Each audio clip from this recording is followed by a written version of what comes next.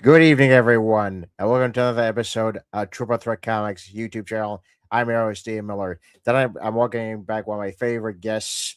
He's a talented writer, and he's back with us about his new Kickstarter for his comic MADCAPS. Please welcome Ray Jameson, or Dungeon Master Ray, as we know him. Ray, welcome back to the show. Thanks for having me on, man. Always a pleasure to be on here, and always a pleasure to talk comics with anybody who's willing to listen. Which is almost everybody. So how have you been? How have you been? Been doing pretty good. As you already mentioned, we have our Kickstarter going strong. We are in the last week, and this is the last issue of the mini-series, 3 issues total, and you can get all 3 issues on the Kickstarter right now. Yeah, many of you have obviously followed the series, and a lot of stuff has happened to our little band of heroes here, especially coming into this third issue. Now, without revealing too much, should you tell us where we are on the plot? Oh, absolutely. So the big advertising line that we had for the pre-launch before this last Kickstarter was live was 4 friends attempting to hunt down a necromancer, basically to try and stop a curse from happening on their hometown. Now, everything leading up to that point, issues 1 and 2, they're already public, so I have no problem talking about them. The real focus is issue 3, but issue number 1 and 2, these friends who haven't seen each other in a while, getting back in their hometown, being in the wrong place at the wrong time, and coming across the starting of an undead outbreak, and helping the guards stave that off, and then following a couple of odd, let's just say, clues and leads where they're inclined to believe it has something to do with the local drug issue. And there's lots of things in between, including finding a bandit's hideout, some captured citizens, and lots of other kooky dynamics. But although there's action in issue 1 and 2, a lot of it is establishing the story. Once we get into the third issue, it's all justified action. So I can focus, I say it conservatively, a little more on the action piece. There will be violence in gratuitous amounts, and it's going to be a good time. Yeah, because I remember the last time we actually talked about this, because you were very excited about writing issue 3, because again, we're gonna have more plot in there, but also more dynamic action scenes. Like, okay, you've set something up very good and juicy for the third issue, so I can't wait to see how this pans out, because anyone who's ever followed the series before, and I know some of you have followed it clearly because you backed the project, guys. You did. So you guys are just waiting to see what happens in the conclusion. So clearly, we're all for it. We're all here waiting for it. Yeah, thanks, man. It's interesting you mentioned that. We've got repeat readers and repeat backers, and the real kicker. This isn't my day job, so I've been able to release 1 issue every April. This is the 3rd April I've been able to pull this off. We're now into May, of course, and we're about to be finished up. But when issue 1 was released, I already knew exactly what was happening with issue 3, but I can't say anything. I've been sitting on my hands for years, literally years, saying nothing. So it will be a pleasure or a relief, if you will, to finally be able to openly discuss a lot of dynamics at play. Yeah, absolutely. Because this was definitely a long time coming, and again, like I said, we're all here for it, and we're all excited. I remember when you showed me the first 2 issues. I was blown away by just the pacing. The pacing was just right, and the artwork was just spectacular. Thanks. So, yeah. I can't wait to see how this exciting tale ends. And it's bittersweet because, again, I know this is the final chapter, because you're not going to revisit this material, at least not yet. Because I know we talked about that a little bit. Right. My plan is to get this Kickstarter done. Shout out to my publisher, Phil Russert, and Philbo Publishing. My book is not only being published, obviously, but it's going to local comic shops in the not too distant future. I'm beside myself for that. Once that's done, there's the consideration, which I'm all but confirmed. I'm going into trade paperback after that. When that's all done and all the dust settles, we'll see. I'm not against the idea, and I'm getting a lot of reader feedback that's liking the story. So let's see how this goes. Yeah. Congratulations on the book get going into obviously more local comic shops. Thanks, man. Yeah, because as always, that's always our dream. To obviously go to our local shops and see our comics there, and obviously with distribution, it's always a problem. But especially in these times. But considering you have a very good guy, backing you and saying, "I'm going to get your comics in the stores."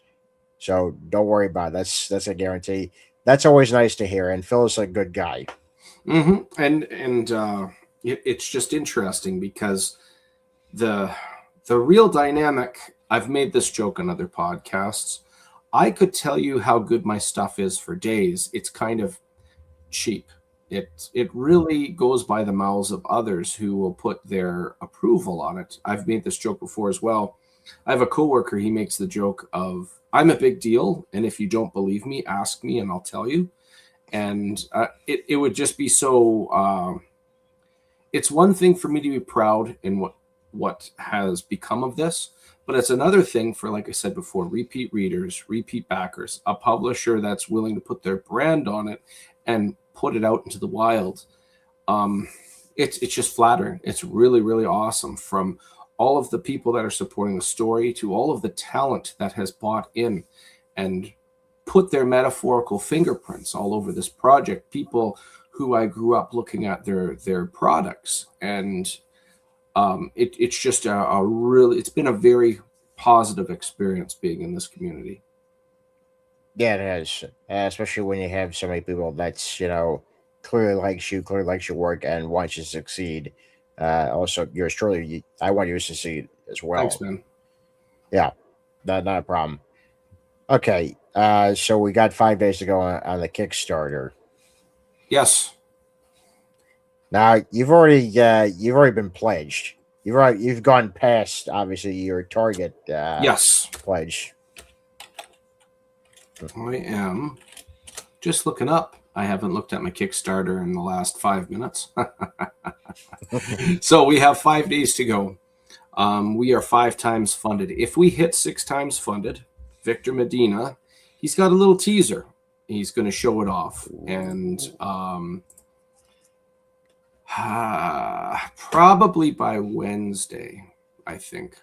So Yeah. depending how this plays out, there may be another cool little feature all physical backers will get the privilege of getting their hands on. So I'm looking forward to sharing that.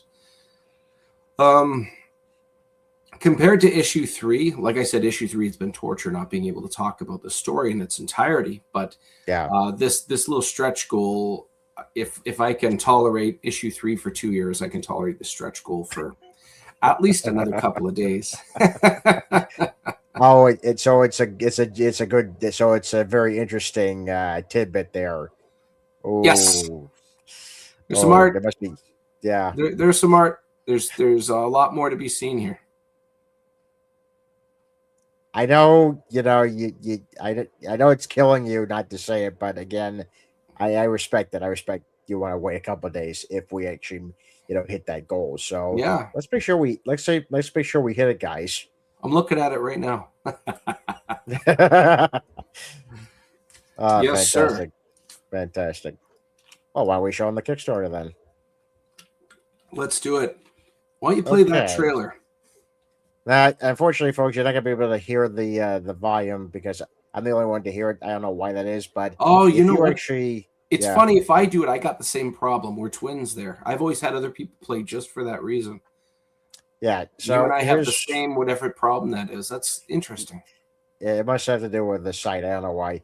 Anyway, so folks, if you're actually gonna watch this video, I suggest you actually click on it. On you just go to the link below.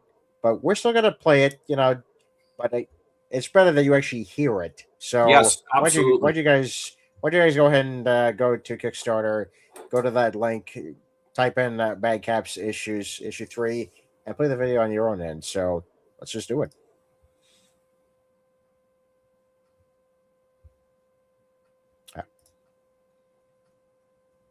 It's not liking you. I don't know why. Oh, that's Was it weird. because I actually said play it on their own end? Ugh. Give me a second. Let me just refresh. it. Okay, if it doesn't work, I'll share and play from mine. Okay. Yeah. Wow, it's not sharing. Okay, my turn. Okay. I will You do do this. that. Yeah. Share. Screen. Window. You know what? Hold up. Just because I'm all about pragmatic paranoia. Share screen. Window. There we go. Sharing now. Okay, let's set it. Okay, here we go. All right, so folks, disclaimer, there is some really good voice acting in this. So if it doesn't show the sound here, I apologize, but just look up the MADCAPS issues 1 to 3 and you can enjoy it in all its glory. Here we go. Yeah.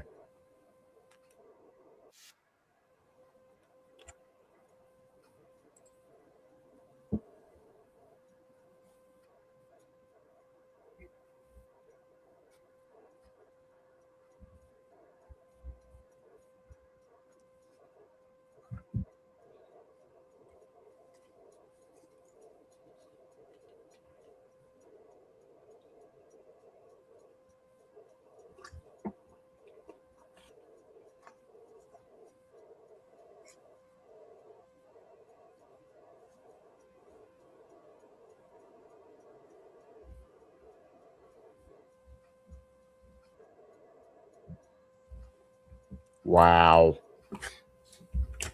Were you able to hear it or no? No, I was not able to hear it, but I will play it possibly on my own time. For sure. There's Victor. Shout out. That's my interior artist right there. Hey, Vic, how are you? We were just talking about you, Vic. We've got a stretch goal to show off, but not quite yet.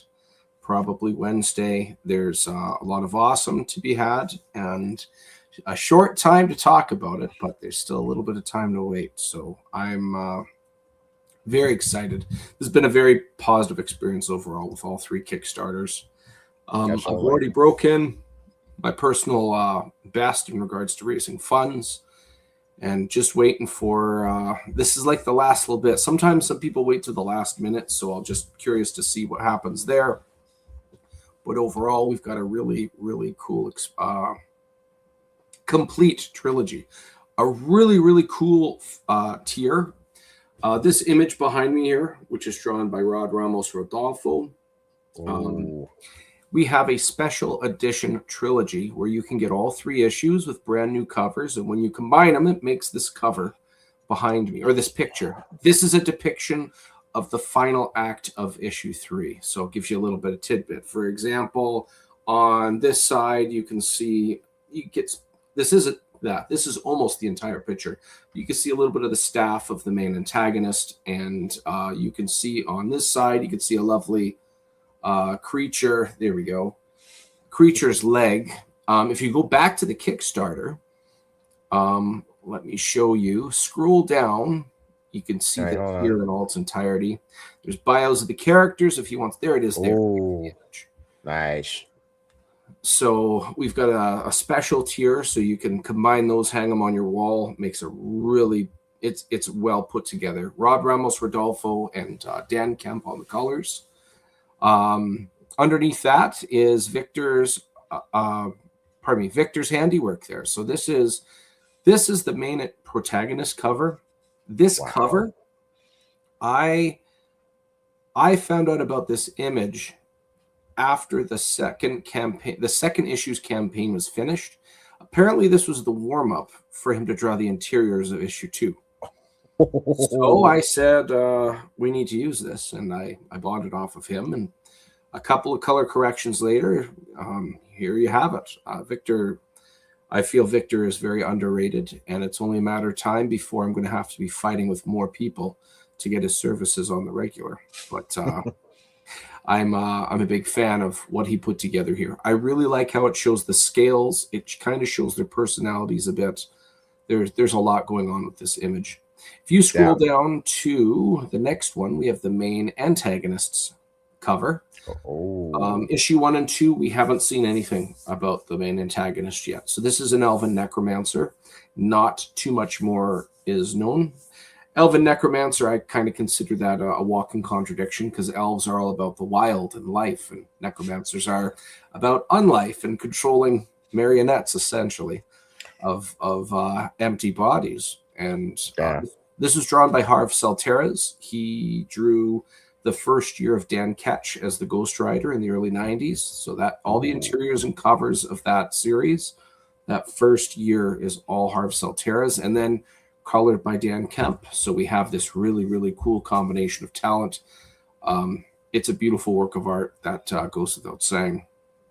Underneath that, we have, this is drawn by Jay Sloan and Dave Kemp.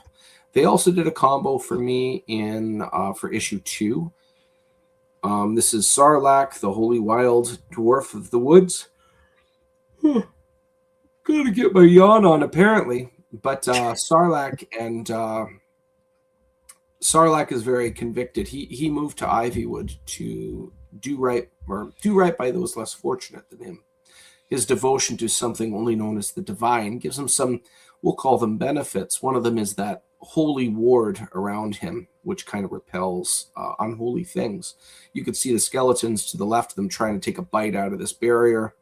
You could see that axe splitting the skull. That axe is a holy weapon, so you could see light coming out of the skull, almost like the skeleton's allergic to it. And when I said to Jay that the skeletons around it, standard melee weapons, spears, clubs, axes, swords, do whatever feels right.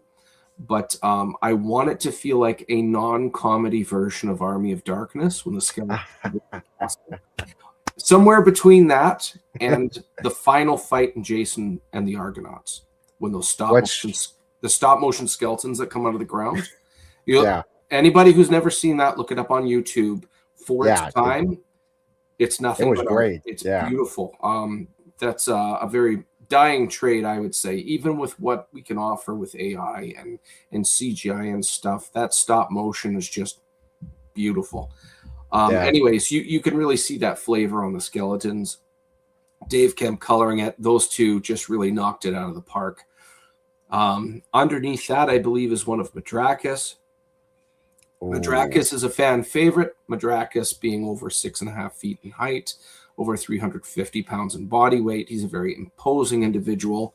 Hails from a creature that lives out in the ocean known only as the Great Storm Worm, which is essentially a large kaiju-like electric eel. One thing that he's inherited from this ancestor is the ability to store lightning in his gizzard and vomit it out. The most intimidating thing about him, despite his looks, is his brain. He has a lot of potential to be a very proficient spellcaster. And I like the combination of the sword in one hand and a book in the other, because it really reflects the... One thing I'm a big fan of is when you take two things that contrast and make them synergize, you usually have some really cool stuff. One of the most common ones in my mind is mathematics and art. That's when you start dealing with geometry, polygons. Think early PlayStation design. I mean, even like modern stuff, but you really get that really cool effect to it, if you will. And Madrakis is kind of a similar thing. Large, imposing individual, but a lot of brains. And when you combine them, it makes Madrakis. It's this really, really cool dynamic. Mike Mez Phillips, he drew this. And Dan Kemp colored this one. And again, it's just magic what these guys can do, man.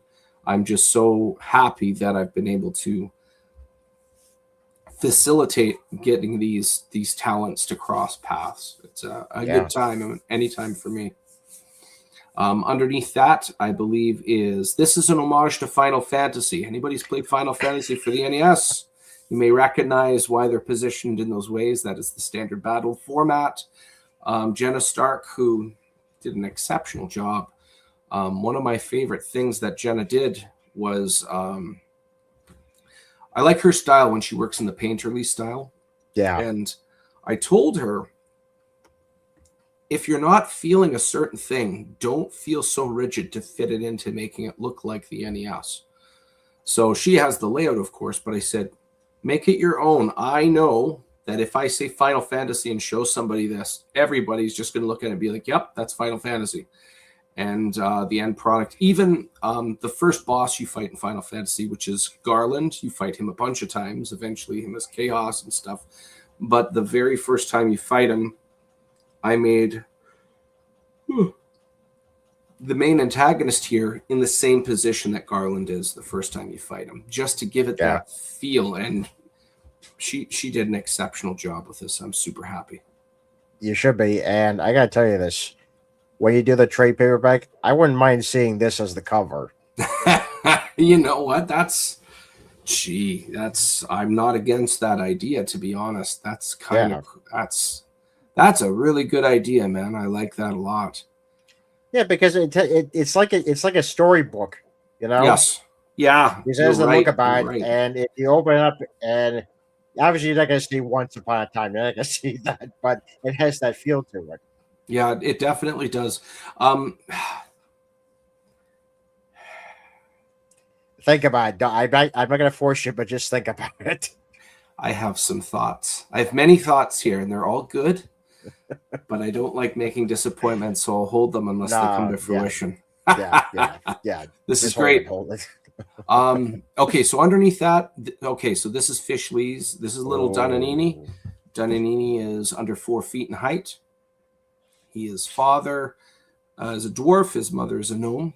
And he is kind of a mutt, if you will. Dunanini is being shorter than the average dwarf and not being able to grow a beard. He has a hard time fitting in with either culture, despite drawing from both bloodlines. Somehow, which he believes he gets through his muddled bloodline, much like how his mother has magical influence on nature, he seems to have a similar thing, but over metals and crystalline structures. So, cool contraption, which I know you've read about already, is this telescope, which pops over his shoulder, and it can blast raw, unrefined arcana out of it like a shotgun. I really like the visuals of the potential of something under 4 feet in height walking up to a hard oak tree and just reducing it to splinters. I just find that enjoyable. When I told Fish Lee about this cover, I said, I want little Dunanini. I want him walking away from a fire that used to be a building. I want some mischief on his face. And the last important detail, this is going to be a lava foil cover. He said, say no more. So I'm very excited to see this as a lava foil. I am just very, very, very excited, and I don't know how else to underline that. Fish Lee did a great job. Very little editing suggestions on my end. He just hammered it. No pun intended. This guy holds a smithing hammer. Underneath that, we have this is done by Pogs Art.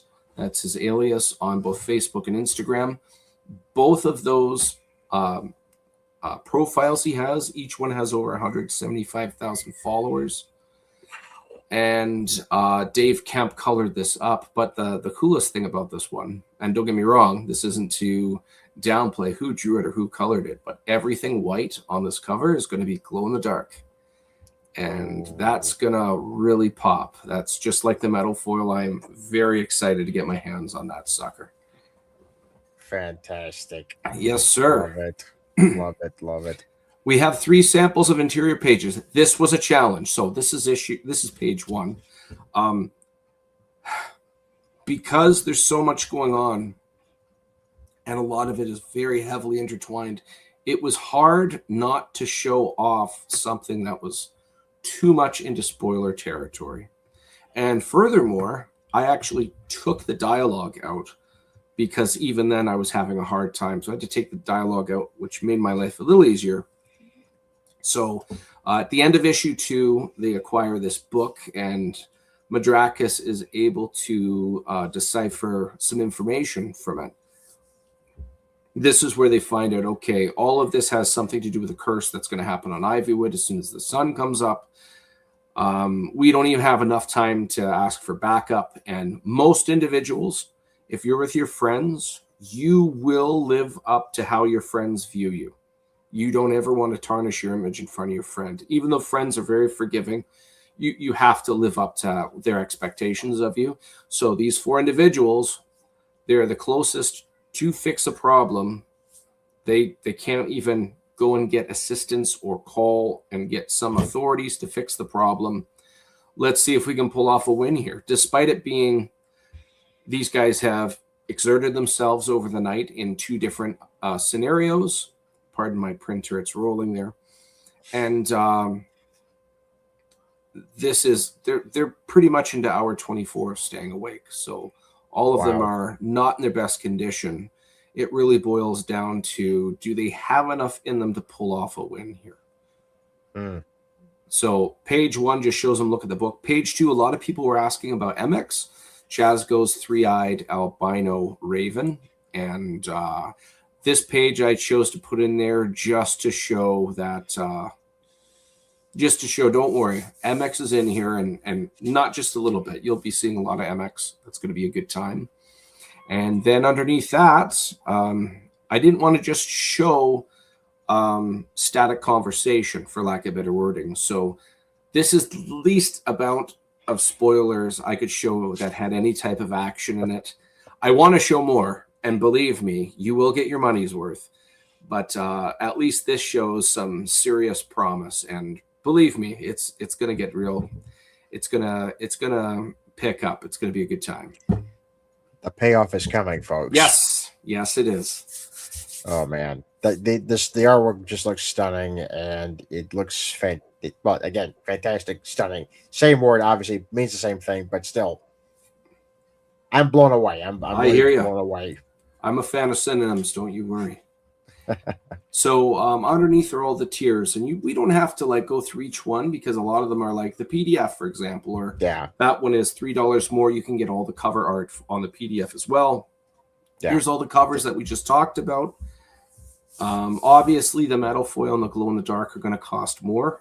It takes more to process and manufacture those accordingly. After that, we got sketch cover. We have a sketch cover of all 3 issues, which is awesome. Underneath that one there. Nice. And then the special edition trilogy that I already told you about, trilogy of covers.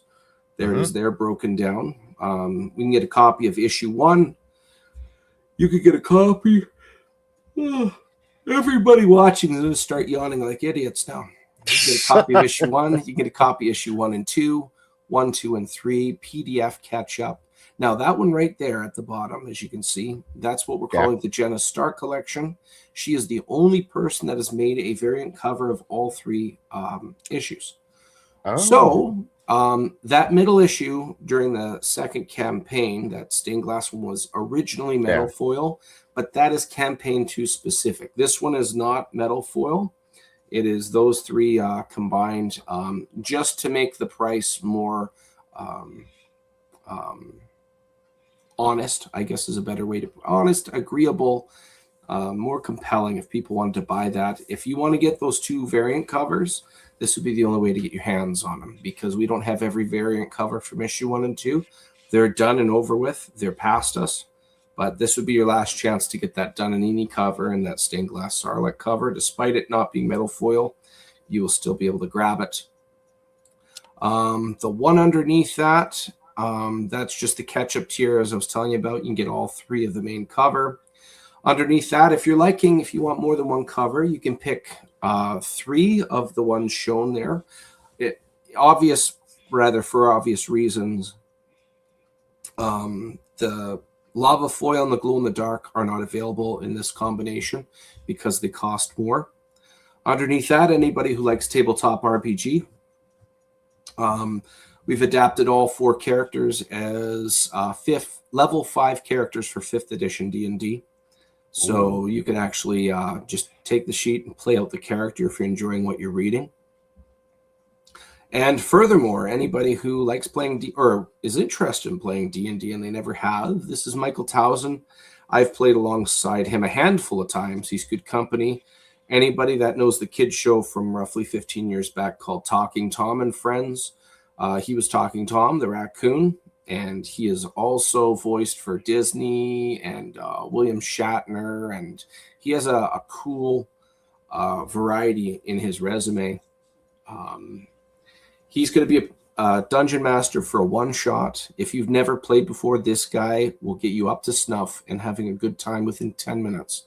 He is great. I guarantee you, if you've never played before and wanted to, this is a really good first impressions of it.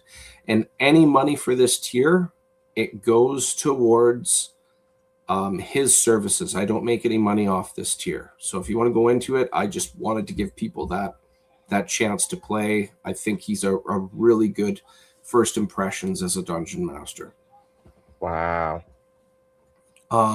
We have the enthusiast tier. You can pick one cover of the 5 already mentioned and one t-shirt, which you'll see further down. And then underneath that, we have all 3 of the main covers as blankets. Ooh, so nice. The plush blankets, they're supplied. I have one of the stained glass of Sarlacc. It's very comfy, not going to lie. 2 people have backed this septet of covers, all 7 covers for issue 3, and I'm very grateful. It's really cool to see people that they like it that much. Wow, they really like me. You know, that phrase. Yeah, really cool. Underneath that, we have what we're calling the complete issue 3 collection, which has all the covers, the trio of covers, a t-shirt. You get a one plush blanket. You get some pin-up. You get a pin-up. You get the map of where the story takes place. And then underneath that, we have the Omnibus collection, which is pretty much the same thing, except you get a physical copy of also issue. Let's try again. You get everything from the previous one, except you also get a physical copy of issues 1 and 2. So it's really interesting. People have bought into this kind of stuff. All of the add-ons are underneath. Some of them we've already mentioned, including the map where this takes place. There's a pinup drawn by Sean Langley, and it's colored by Dan Kemp. But you can, for $5 more underneath, you can get that plus the black and white of that image, which is beautiful. I always love seeing black and white color and seeing all of the different nuance of style and how they influence each other. It's really cool. Underneath that, I mentioned before, Jay Sloan and Dave Kemp worked on issue 2. They did a variant cover. This was the cover. People loved it so much. They said that should be a metal foil cover. And I didn't want to take attention off that stained glass one. So I offered it as a poster, a pinup. And everybody loved it. But I got these 2 guys to combine again. So underneath that, you can get a metal foil poster of that, which I've already shown off the Sarlacc cover. Yeah. There it is there. So you can get that as a metal foil as well. Nice. As a pinup, I think that's just beautiful. Yeah. Underneath that, as I already mentioned, the t-shirts. You can get 1 or heck, get more. No complaints on my end. More importantly, though, we have secret stretch goals. So we've already, every physical backer will be getting a module style homage pinup by John Samar. Shout out to the Philippines.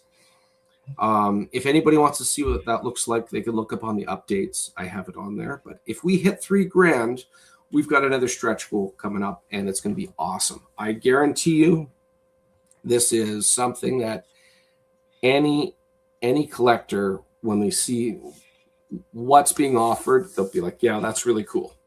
That's a great addition. Of course, underneath is the team. We have myself, Victor Medina, who's in the comments, my interior artist. Dan Kemp, my main colorist. We have Micah Myers, who's going to be doing all the lettering, which he's done in issues 1 and 2. And then, of course, shout out to Philip Russert. Whenever he sees that image, he always makes fun of himself because I never met him like that, but he's a lot lighter now than he is in that image there. But overall, this story has been a great time. I've been very fortunate to have it funded, let alone 3 times in a row. And I have been requested to write a short story for Tom Hutchinson of Bad Dog Inc. I'm going to be Ooh. writing the Paranauts, which is his. I don't want to. It's the equivalent of, say, the Power Rangers, but it has to do with like interdimensional and stuff. So my kids and I watch Power Rangers all the time. I'm going to have a lot of fun jumping into that world and playing in that sandbox. One other I can't confirm. I can't say it out loud yet, but there is somebody else I'm writing for. I'm looking forward to diving into that story as well, but I can't say anything else. I wish I could say more, but I can't. I'm very flattered that people are appreciating my writing style to the point where other people are reaching out and saying, you know what, this guy could probably pull this off.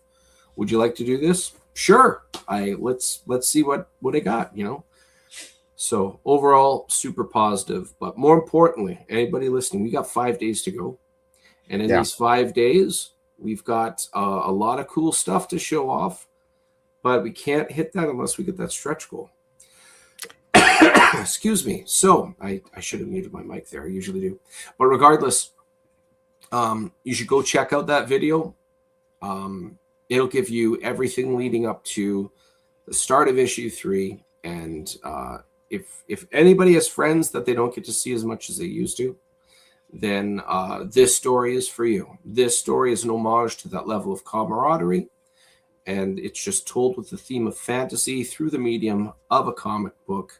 We're going to have magic, melee, monsters, mayhem, and a macabre of mischief, and insert any other crafty word that starts with the letter M. Put it in there. That's what this is going to be. You should back it right now. Couldn't have said it better myself. This is podcast, I think, 83 that I've been doing this, so I've had some practice. Yes, you have. It's clear. Actually saves me time for actually saying it. Ah, Vic.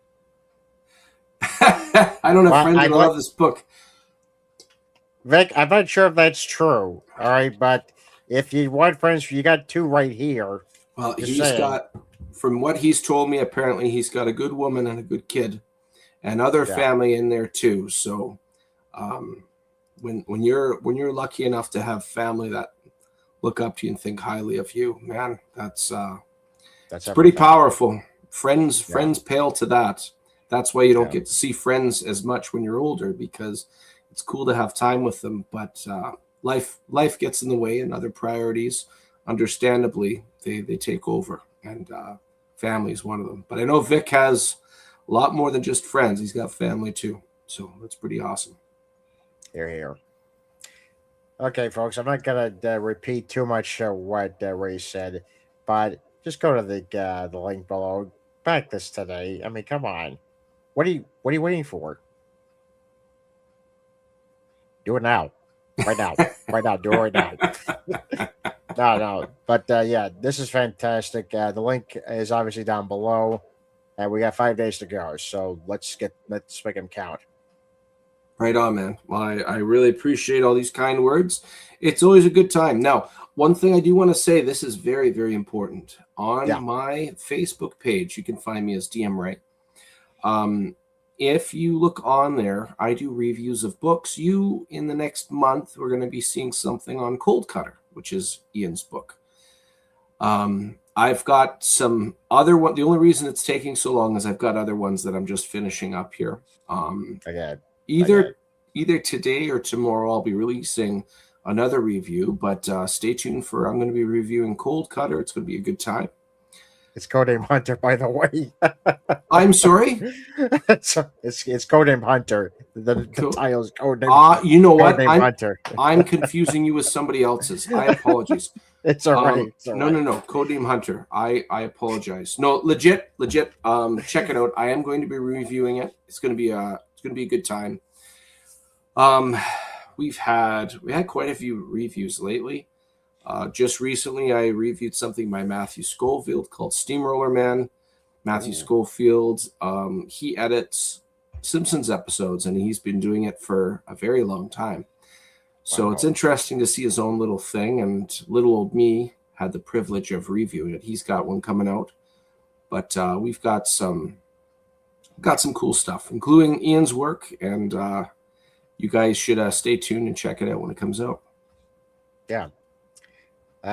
Before we actually head out tonight, I just want to say, as I said in the last video, working hard on issue 5, almost done with that. I'm hoping I can actually send to my anchor next week, so we get started on that, so I can actually finish coloring issue 4 and getting that lettered. So, yeah, when I have the release date, I'm sorry, not the release date, but the Kickstarter date for that in July, I'll let you guys know when it's going to launch. So yeah, we're going to be Awesome. launching possibly in middle of July, maybe late July, but I'll keep you guys informed. Right on, man. And yeah, and there's some other interesting projects. I'll be collaborating with a couple of our other indie people. Lori Calcaterra and I are talking about a project Cool. collaboration together. Lori's good Love her. company. Oh, she is. I love her work and all that. But we're talking about we're trying to figure things out. I'm just waiting for her to be available.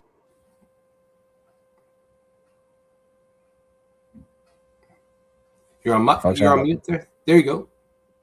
Sorry about that. All I good. just All like good. off. Anyway, I'm just waiting for her to be free, and then we're gonna be, collaborating, and it's gonna be a good time. Right on, man. Right on. Sometimes when you got to collaborate with people, I've heard this before. If you ever play Dungeons and Dragons, they use this term as well. Sometimes it's like herding cats. It's like nearly impossible because they're all just doing their own thing. Yes, and she's busy with Path to the Pale Rider, which is, I think, going to be starting up. So I had to see if I can get her back on the show to talk about it. So I can't wait for that. Yeah, man. Always a good time hanging out with Lori. Yeah. Yes, sir. Okay, I think that's going to be our first tonight. Okay. I'm Ian Miller, and this has been Triple Threat Comics YouTube channel. Ray, thank you again for coming on. Always a good time, and thank you for having me. Anybody listening, make sure to check out this book, and I guarantee you're going to get your money's worth, at least. Absolutely. 5 days left. Let's make it count. Beautiful. Have yourselves a great night, folks.